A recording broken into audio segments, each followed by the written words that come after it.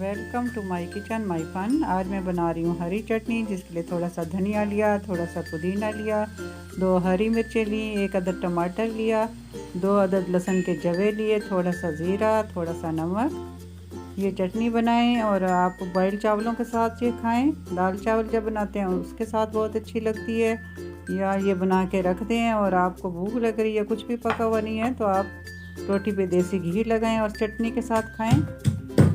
इसको मैं लंगरी में कूट रही हूँ, ये मशीन में नहीं बनने वाली, लंगरी में ही इसका अच्छा टेस्ट आता है और ये बहुत ज़बरदस्त सी बनने वाली है चटनी।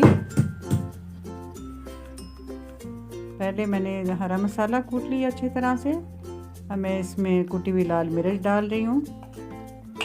ये मैंने पहले आपको नहीं बताया, लेकिन ये मैंने बाद में रख दी थी।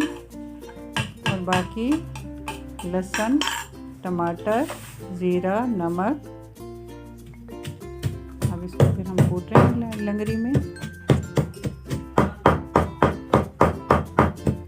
सारा कमाल इसकी कूटने का है, इसी से ही इसका अच्छा टेस्ट आता है।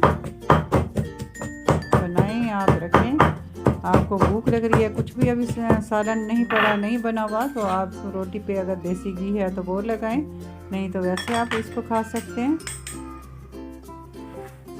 ये देखें। उम्मीद है मेरी छोटी सी ये वीडियो आपको अच्छी लगी होगी, और बहुत अच्छी वीडियो मौजूद है मेरे चैनल पे। जाएं, मेरे चैनल को सब्सक्राइब करें, वीडियो को वॉच किया करें। इसी तरह हमारी हौसला अफजाई होगी और मैं और भी बहुत अच्छी सी वीडियो आपके लिए बना कर लाऊंगी। बहुत शुक्रिया।